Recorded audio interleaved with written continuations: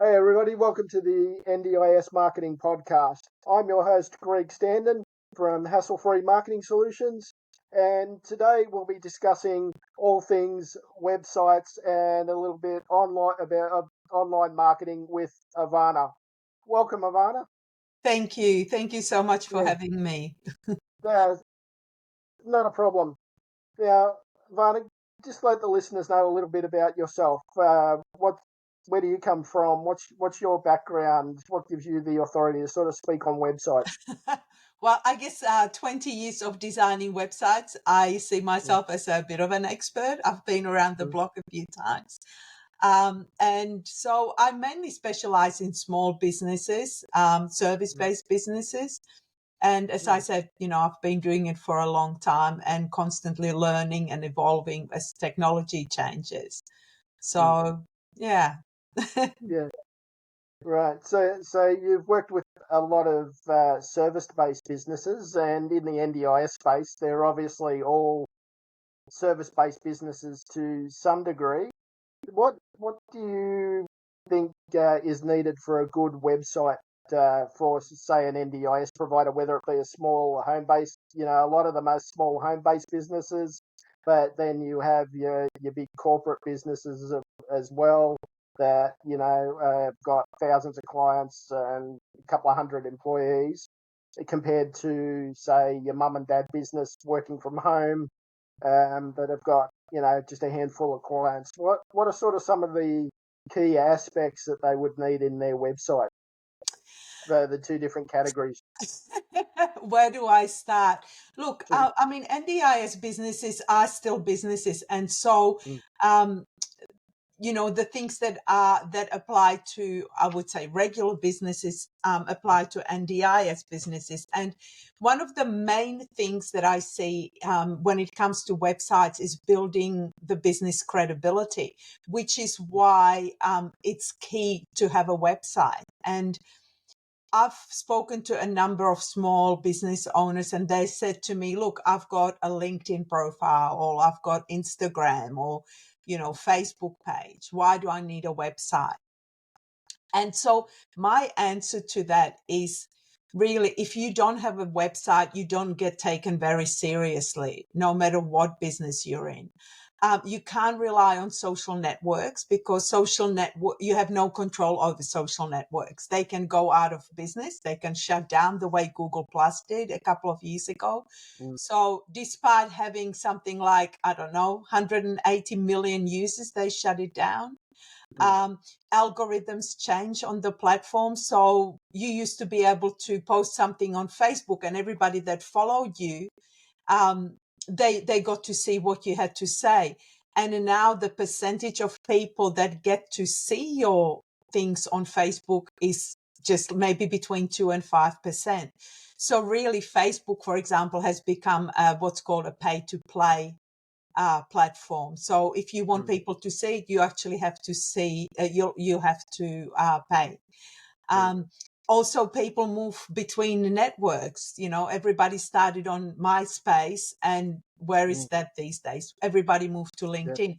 So to Facebook. So if you are relying on social networks to bring you clients, you can find yourself in a lot of trouble because things happen, as I said, all the problems that can potentially arise. But the other thing is, if your account gets hacked, you mm, might not be able to recover it ever.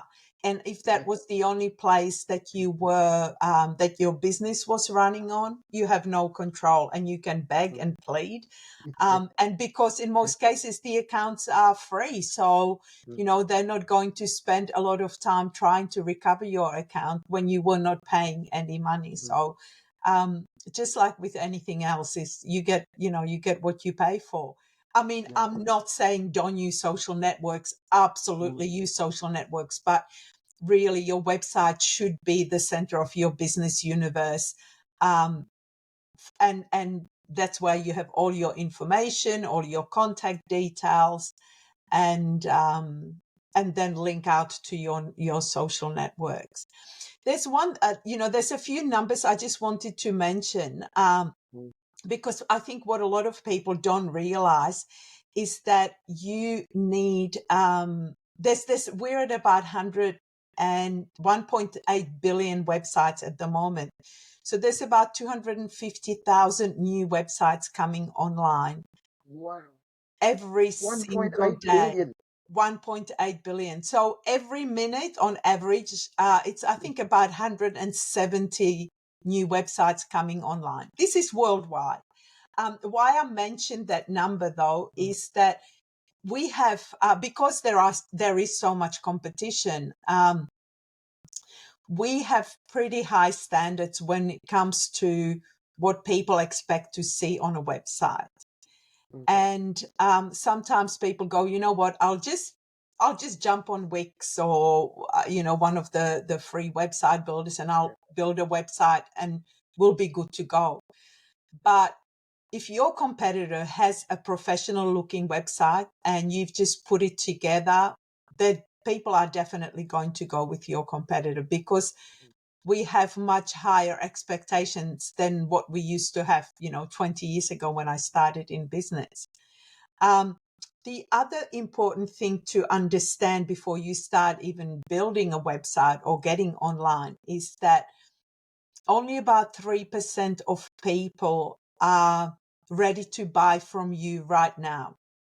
60% will never buy, and between, say, 37 to 40% may buy from you at some time in the future.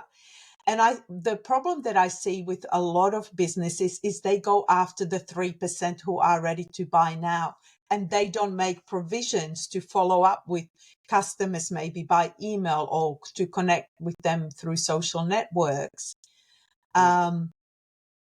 And maybe get their business in a year or, in a few months. And in fact, I had a client reach out to me after following me for 6 years. She finally said, I'm ready. I actually just had a client contact me yesterday that I first reached out to 12 months ago when I first started. Oh, And we've really? been constantly keeping in contact via text message, occasional phone call, LinkedIn messages. And he reached out to me yesterday and goes, "We need to start working together." There you go. So Yeah. it's important that you do stay in Mm, touch with people. yeah. And so Mm, yeah, you can do that easily through a website. And that's why mm, I recommend that you start right, building your website. And look, you don't have to have everything and all the solutions, but yeah, get a professional website as soon yeah. as you possibly can. Yeah.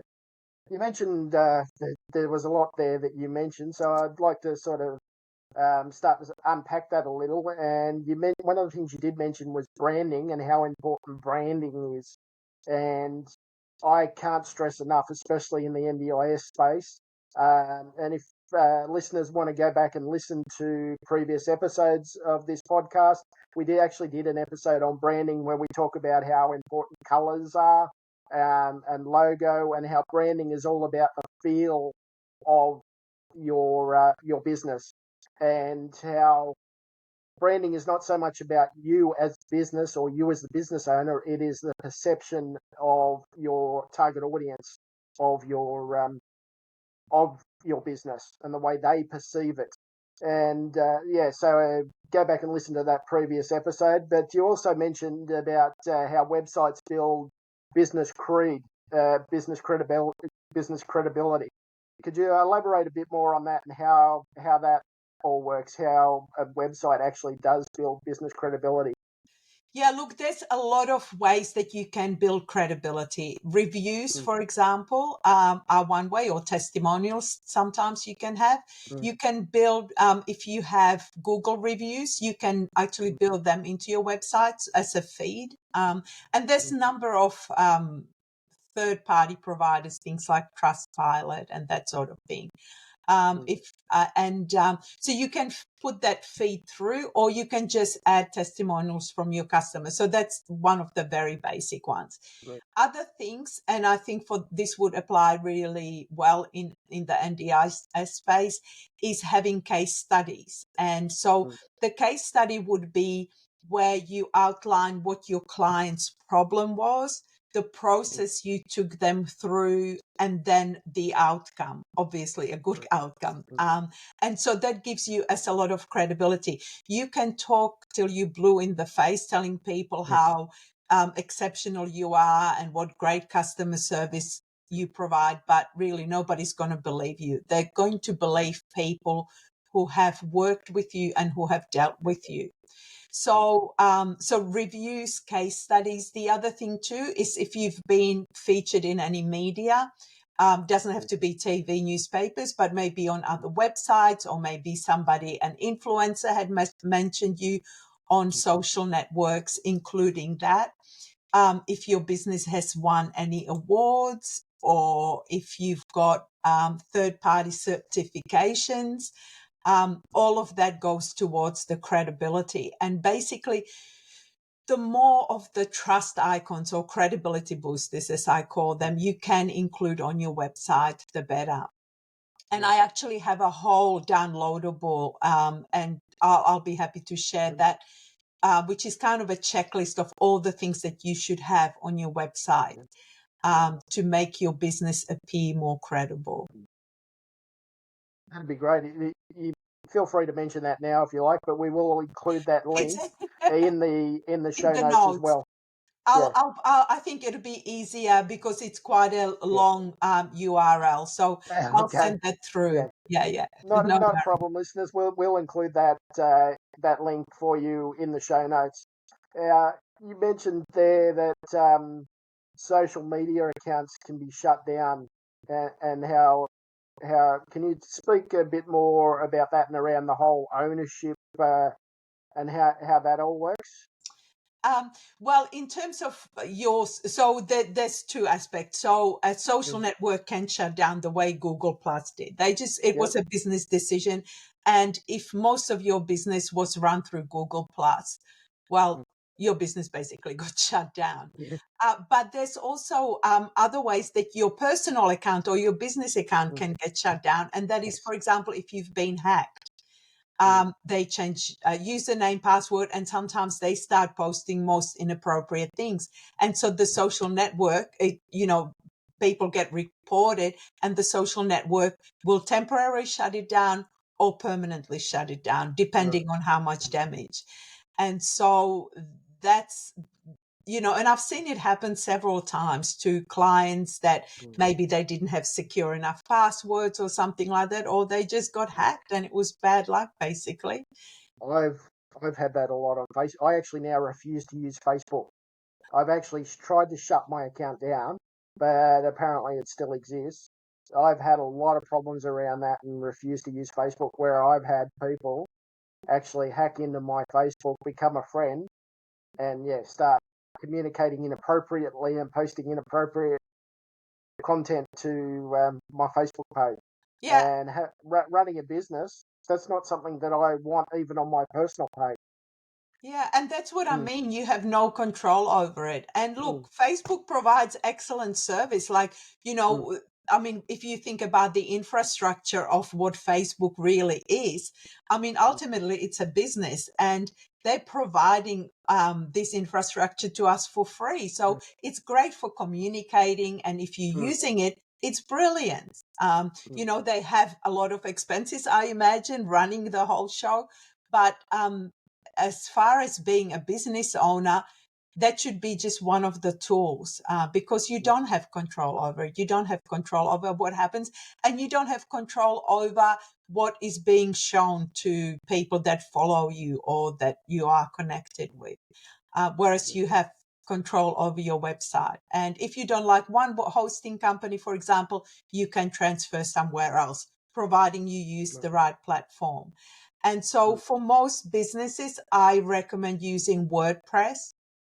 It's the number one website development platform for a reason, much more so than, say, Wix or Weebly or Jimdo. There's a whole bunch of website builders.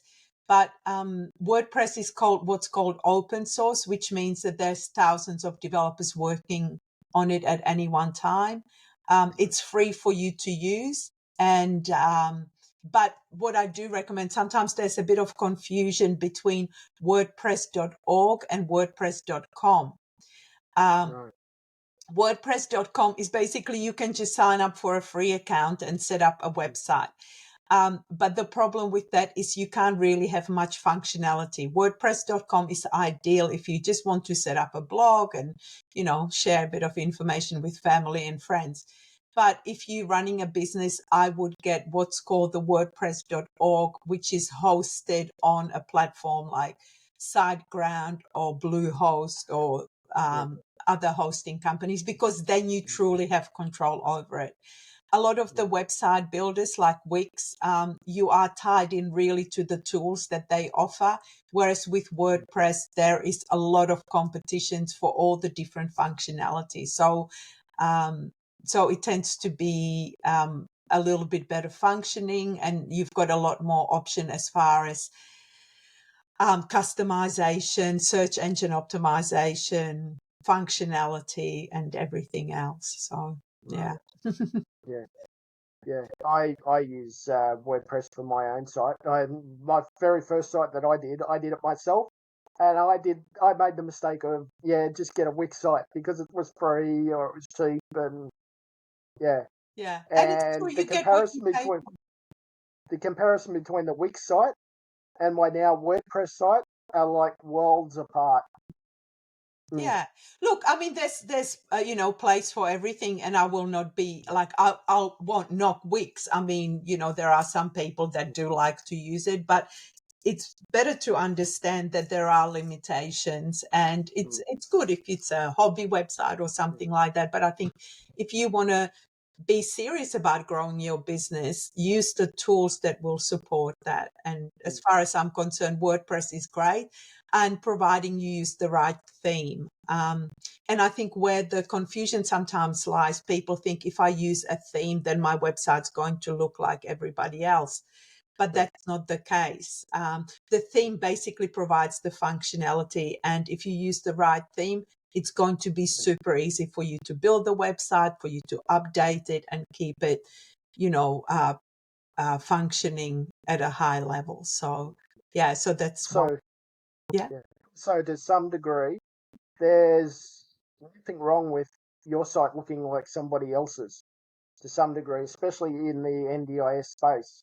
Like when I say that in terms of color, in terms of feel, in terms of look, when people are looking for a particular thing like NDIS providers, for example, they go to a site and the subconscious expects to see certain things within a certain time frame for them to be able to gel, okay, this is what I'm looking for, I want to look at it further. Yeah. So and what I was, I guess, talking about, it's yes, the look and the feel, and I agree with you that people have certain expectations as to what they're Mm, going to find on a website, on any website really. They yeah, want to see the frequently asked questions. So it's more mm, about the content that you put on there, and your content you should have answer every possible question that your customer may be looking for. mm, And so that can be done through your frequently asked questions. It can be done through mm, your services pages. You should have a contact page, which is something that I see so often. People forget to include a contact page, or they just include the contact information at the bottom. mm, And what I say is, when somebody comes to your website, they have to know within the first 7 seconds that you can help them. So having things such as taglines and high quality images, and that goes a long way. So that way, as soon as somebody arrives, within 7 seconds, they go, right, they get me, they understand my problem, they can solve it, and they can then click through to other pages to find out more information or mm, download something or take, yeah, take the next yeah, action that you want them to take. mm. Um, you mentioned there a fair bit about pages, and that was actually one of the things that I was going to move on to. So, what sort of pages would you need on your websites, and what makes a good website? Would you just to sum all that up? Yeah, look, I've got another resource and I've got 41 pages to include on your website. And I know Right. that's overwhelming, but Yeah. it really depends on the business you have. You don't have to have 41 pages. So I'll just run through some of the key pages that every website should include. So homepage, that's obviously your front page. Sometimes people refer to it as a landing page, and that's actually not correct. They refer to it as a landing page because that's where they land when they first come to your website. But a homepage or an index page is kind of the summary of what people will find on your website, and it should lead them to other pages. Another one is depending on whether you offer services or products or both. I generally recommend have one service page, have a separate page for every service that you offer and for every product that you offer, and then provide as much information as you can. Have the description, have frequently asked questions about that particular service, for example. You can have testimonials, you can have case studies, or you can just have outlines of it and lead people to other pages, photo galleries. And yeah, there's a lot that should be included on every service page or a product page. You can also have suggestions. For example, Amazon does a really good job with this. If you've shopped on Amazon and you were looking for a product, you will see at the bottom of the product they say people who have bought this particular product were also interested in this. So they take you in and take you on to the next, maybe the next product that you might be interested in. And the longer they keep you on your website, the better it is, because search engines look at that as a very positive thing. The longer somebody stays on your website is better than somebody just coming in and bouncing off. And that's referred to as high bounce rate. And Google sees that as a negative thing. So your homepage, service page, frequently asked questions page is also very important. That doesn't get included on too many websites. And the reason is we're lazy. We don't want to be reading a whole website. So oftentimes people will just look for frequently asked questions and they want their answers there and then. So if you can include a frequently asked question, that would be a really good thing. Testimonials and reviews. Again, it should be a page on its own, but also testimonials should be peppered throughout the website. About us page. Now, your About Us page is really your page to shine. Everything else on your website should be focused on your customers, but your About Us page, go to town and talk about yourself, talk about your dog, talk about how you can help people and how you can relate to them. So that's also an important page. Contact page, another crucial page that should be on every website. Portfolio or photo gallery, if you want to show off something, if you've done an event, for example, you can showcase photos from there. If you are, for example, if you're a designer, a hairstylist or something like that, photo galleries are good too. A lot of my clients who are carpet cleaners, for example, they have very powerful photo galleries of before and after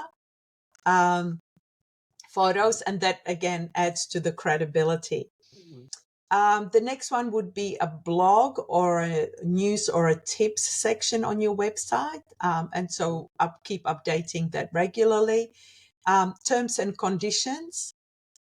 I know nobody reads them, but really it's to protect your own business. And I generally recommend getting a lawyer to draft those for you, because every country is different. And so you want to have terms and conditions that relate to your country or your state laws and rules.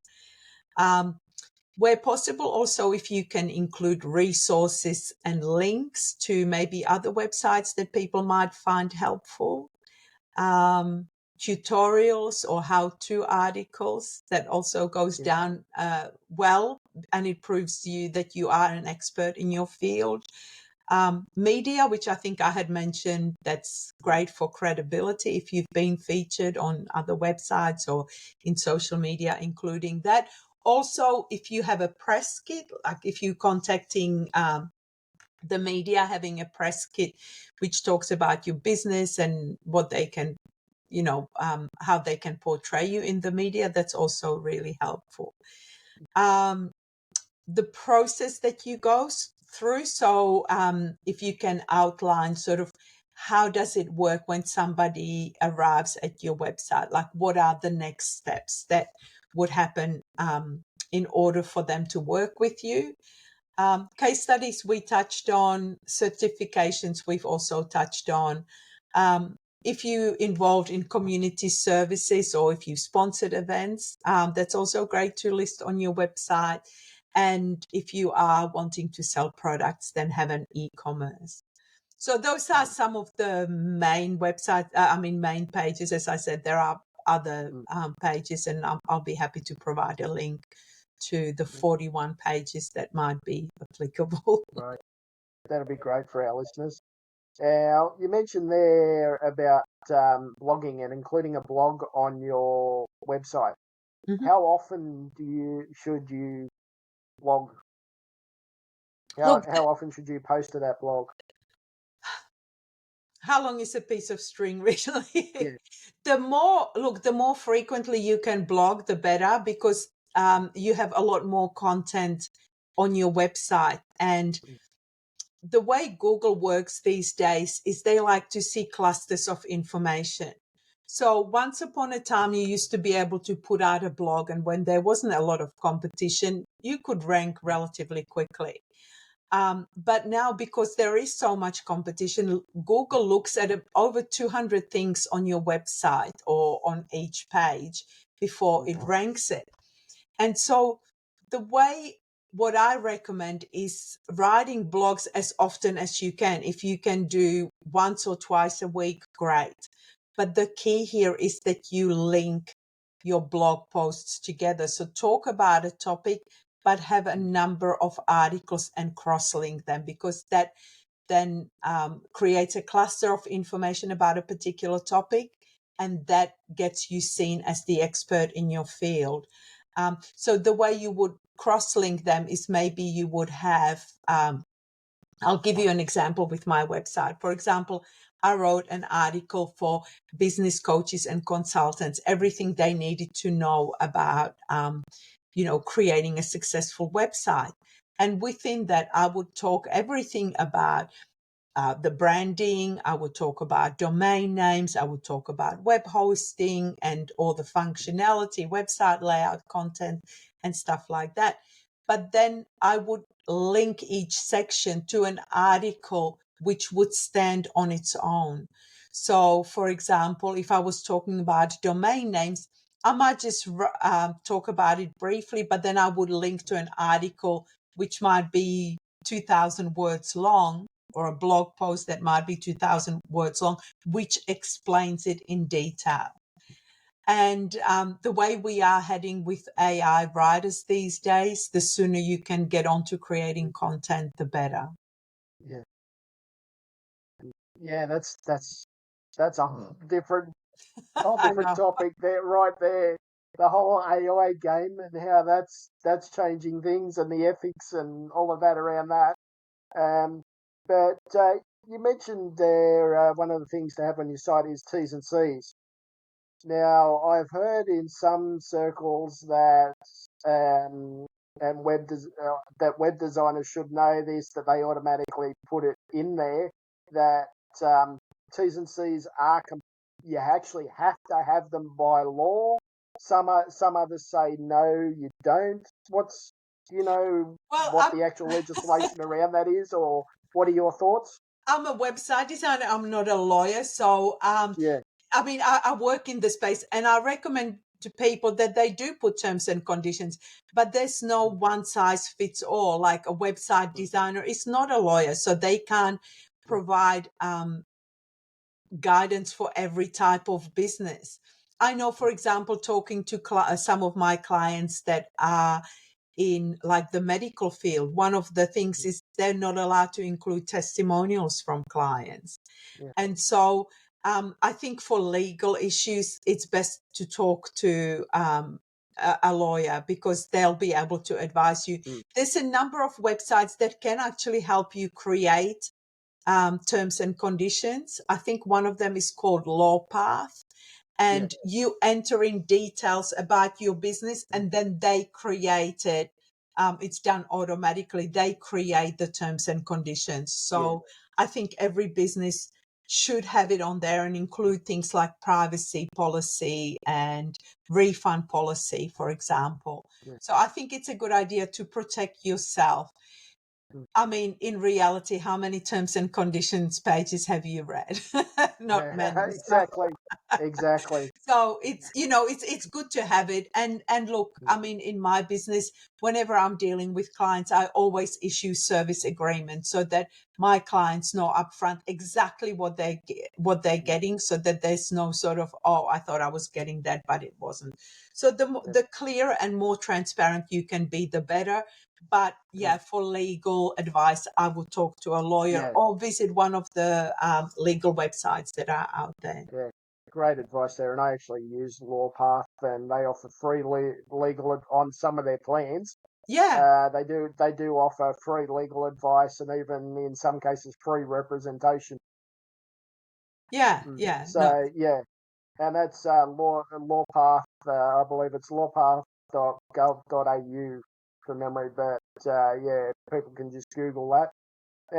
Is there, in wrapping up, are there any other elements that you feel that people in the NDIS space in particular should include in their site, or that are a need?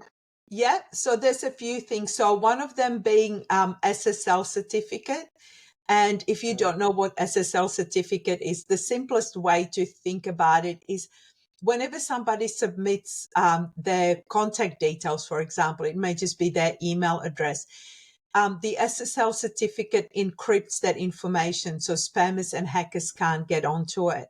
So you will see, and Google places a lot more importance on having an SSL certificate. Um, and if you don't have it on your website, you will see in Chrome, it will say not secure, that your website is not secure. yeah. And so you can lose, if you're ranking in search engines, you'll probably lose your ranking, or it'll drop down, Mm. because it's one of the key things that you have to. If you're just starting out in business, most hosting companies will provide that either as a separate product, or it may be part of the hosting. It just depends on who you are. So an SSL certificate is ideal. Good domain name. Sometimes people will go, oh, I'll just, I'll just register whatever and I'll change it down the line. And the problem with that is, if you start changing your domain name, then everything else within the Mm. search engines will change. So if you spent a year or 2 years building a business and building it online, and then you shut it down or you change the domain name, then you lose your ranking and links and everything like that. So it's a good idea to go and to really think about what domain name to use for your Mm. business long term. Don't think about just, this is the product or this is the service I'm going to be selling right now. Think about it long term. So Mm. that would be another one. Logo, I think we touched on having Yeah. decent branding, so that it's not only on your website, but it's all through your social media, on any Mm. printed, that there is consistency. A sitemap, which is basically an outline of everything that your customers and search engines will find on your website. Keywords and key phrases. So anything that people might be searching in order to find your business. And it used to be that, you needed to get a particular percentage of keywords into an article. Google is now smart enough, and I think you'll probably cover that more in your SEO section. Yeah. But have keywords and semantic keywords and key phrases. Google can then figure out what your website is about. Um, Also, maybe including like a search my website feature, so that if somebody's looking for something in particular, they can just enter in the keywords that they're looking for, or a particular section on your website. So having that. Another thing which I guess maybe I should have mentioned earlier when we were talking about credibility is having logos of customers that you have worked with, particularly if they're well known, or if you're working with suppliers that are well known, because again, that goes to to your credibility as a business of representing really good brands. And one of the sort of things that sometimes make it easier for you is having an appointment diary or something like that, so that people can book an appointment with you without having to go back and forth by email, trying to figure out.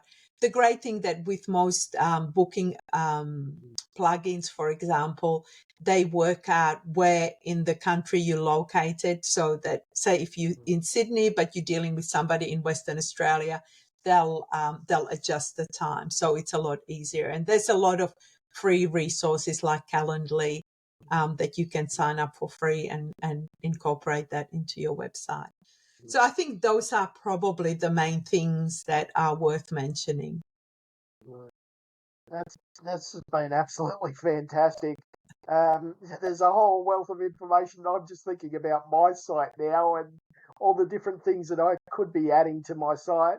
One last thing that we didn't actually cover off, that I'd like to cover off just quickly, is a few years back, I remember there was this whole big talk around Google owning YouTube when Google first bought YouTube. And there was this big thing about how video is king.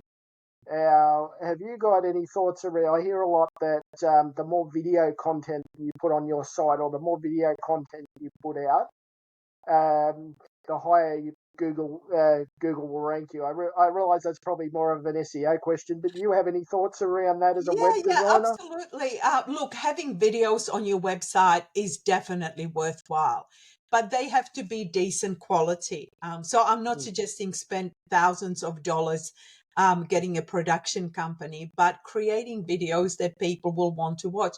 Like I said, we're lazy. We don't want to be sitting reading a lot of content. So if you can put together a video which explains about what you do, how you do it, that will go a long way.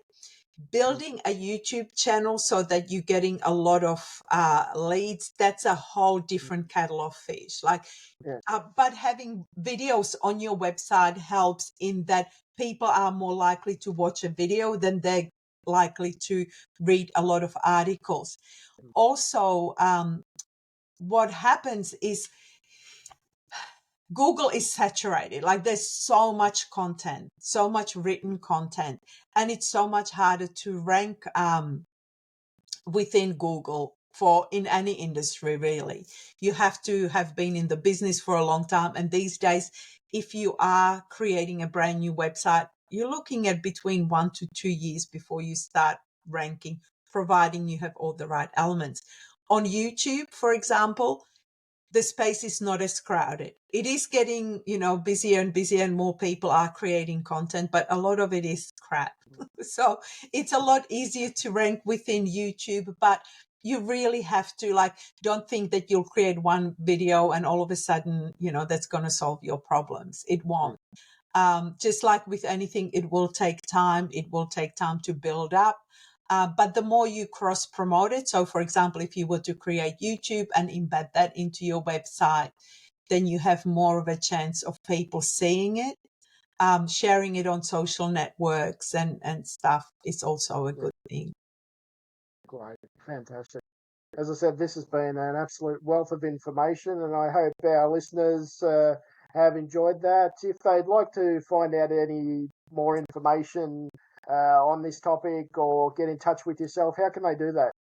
Okay, so they can reach me through Web for Business. It's WEB for Bob, number 4, business.com.au. And you can book a free website strategy session or website content session, and you get to talk to me for basically 30 minutes, either via phone or via Zoom. And we can look at where you are in your business and where you want to go, and then together we brainstorm how you can go about it. You'll also find a lot of resources. And as you said, I think let's put in some links in the show notes so that people can access it easily. My number is, if anybody wants to contact me, it's 0405 636 204. But sometimes it's hard to get hold of me. So it's probably easier to schedule a call via my calendar. Great. Thanks very much for that, Ivana. And as I said, hopefully our listeners have found this very helpful. And there's been a few things there that we've mentioned, like SEO and video as well. They are things that we will look at in future episodes. Thanks for your time, Ivana. My pleasure. Thanks for having me. Not a problem.